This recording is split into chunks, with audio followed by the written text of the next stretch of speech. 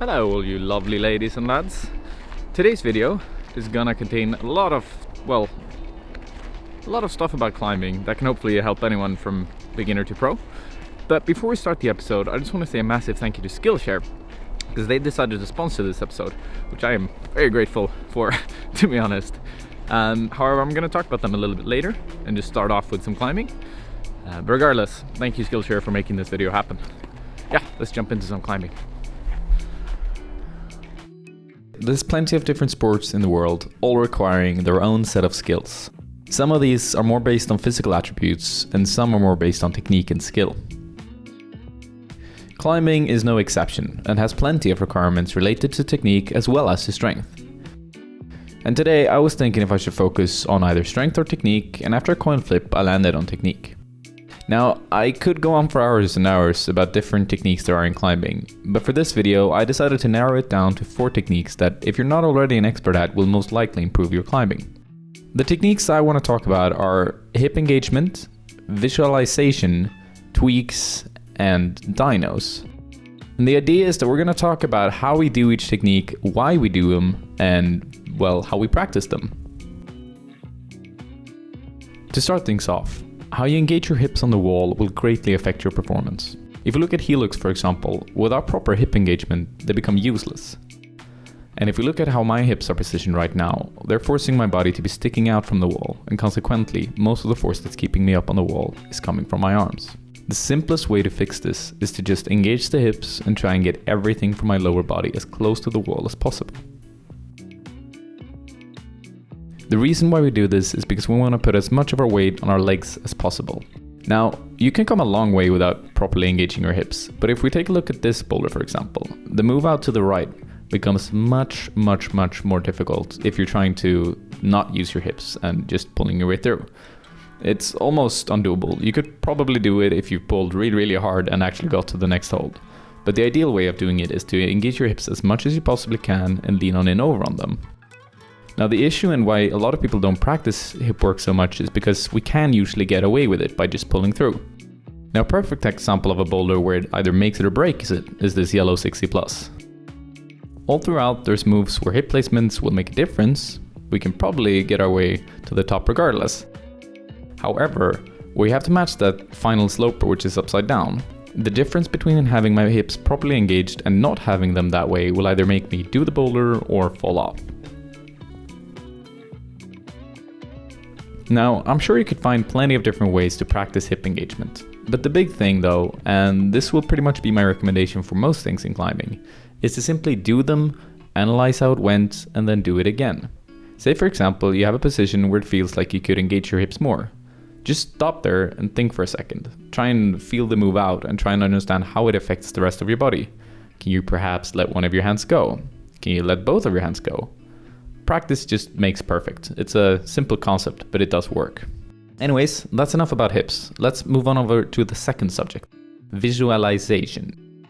Visualization has always been a part of athletic performance, and the idea is essentially to imagine yourself doing something, which you haven't already done. The most basic form of it is when we prepare for an attempt of a boulder or a route. We usually don't think, well, this is gonna go poorly. And if we do, then that's most likely the outcome we'll see.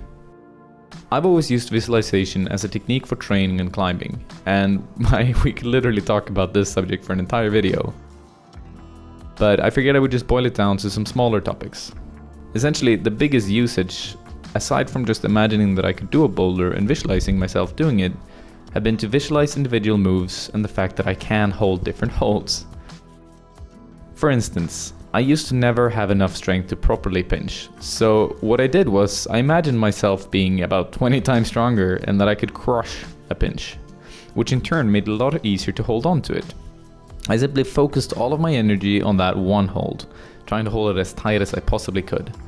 And more often than not, it worked out and I stuck on the wall. I know it sounds a bit abstract, but it's definitely a technique that's helped me a ton, and I would urge you to try it yourself. Okay. Now it's time for a little break. I've been hurtling around in the snow for a while and I'm starting to get quite cold. So what I'm gonna do is head back home, boil some tea and hop into my couch. Then I'll relax a little bit, perhaps with some Skillshare. As I was relaxing here in the couch, I was also looking through a course on product photography and how you can do it yourself. It's one of the many courses this online learning community has to offer, and with Skillshare you can find a course for just any kind of subject you want. This also got me thinking, can I maybe even find a course on the thing that I'm possibly the worst at? Now, if you've seen all of my videos in the past, you may have seen some of my animation skills.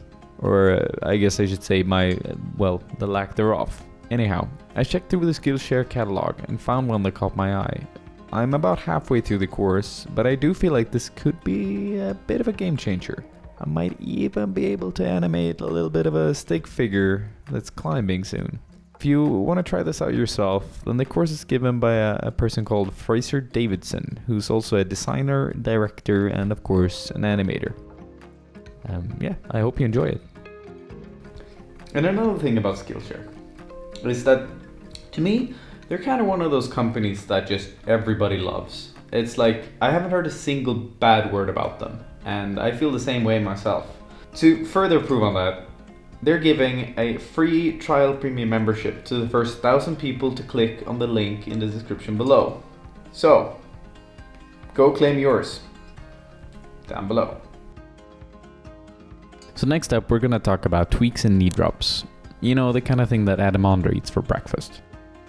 This is something a lot of climbers miss out on using in the right moments. And a tweak is essentially a move where you use your leg as a corkscrew to get close to the wall.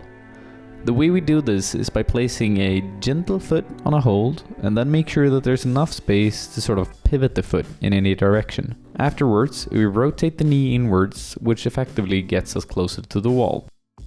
We do this for the same reason as with a hip engagement. It allows us to put a lot more pressure on our legs and knees instead of our arms, and this can be highly advantageous on almost any climb, as it allows us to make more usage of the holds that we have with our hands. So if we take a look at the top of this yellow climb, for instance, without the usage of tweaking, I can make my way up the boulder, but it's in a clumsy and wasteful fashion. If we compare it to the second time around, where I utilize better technique, I save a lot of energy, which can then potentially be used on harder moves later on in the climb.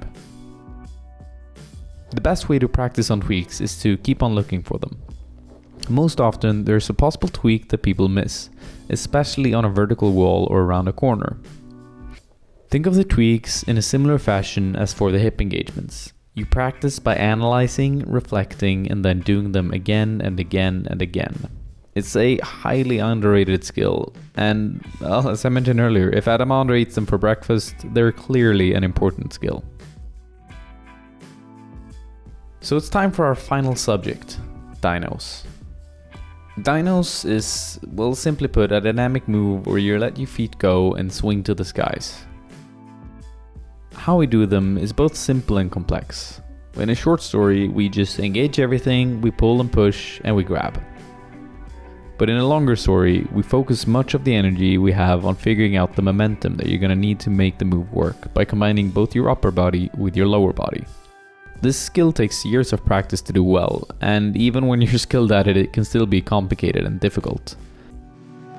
Now, the reason why we focus so much energy on doing dynos, or why I would recommend it, is because, well, a lot of climbers are static. And that makes sense. It's safer, it feels good, and it is an effective way to train. However, static climbing is always going to be limiting.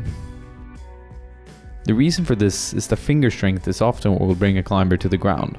And when you climb statically, you also climb much lower. So if we take a look at this black boulder, for instance, where I climb it very, very statically, this version takes me about 3 times as long as if I was climbing it dynamically, which is, well, essentially 3 times as long that my fingers have to be up on the wall, keeping me on there. And why I advocate so much of dynamic climbing is because if you are good enough at it, then you're not going to waste energy. You're going to use momentum to make the moves more fluid and efficiently. And in that way, you don't need to be as strong, you just need to be efficient. So then why would we do dynos and not just dynamic moves? Well, you could of course just try and climb more dynamically in general, and it may or may not work. A dyno, on the other hand, is impossible to climb statically, so you're kind of forced to work on the most dynamic move you could possibly do, which will in turn help you practice on your timing, your hand engagement, and your power. And how we practice dynos, that I guess is a bit more complicated. You could of course just take a straight up jump and do it hours on end. But as with everything in climbing, variety is the key. And I would urge pretty much every climber to play around with different types of dynos. So I mean, coordination dynos are great, double clutches, they're fun, and straight up Rainbow Rocket style dynos are complex in their own way.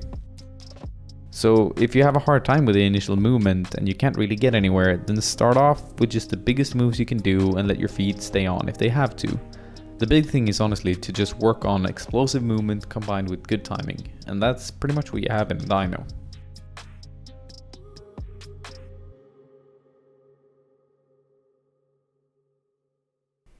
So, those were the 4 techniques that I wanted to talk about today. I hope you enjoyed it, because it takes a lot of effort to make these kind of videos where there are so many images, you know, so much to present. And if you did, give it a thumbs up, maybe share a comment, you know, the usual. Also, again, this video is made by, well, it's made by me, but by getting sponsored from Skillshare, because otherwise I probably wouldn't have made it. And yeah, just a big thank you. As I mentioned earlier, in the description below you can find a link to a free trial premium membership. And yeah, if you haven't used Skillshare before, then check it out, try it out, see if it's for you. I'm guessing it will be, because it's for most people. And I'll see you in the next video. Peace out, folks.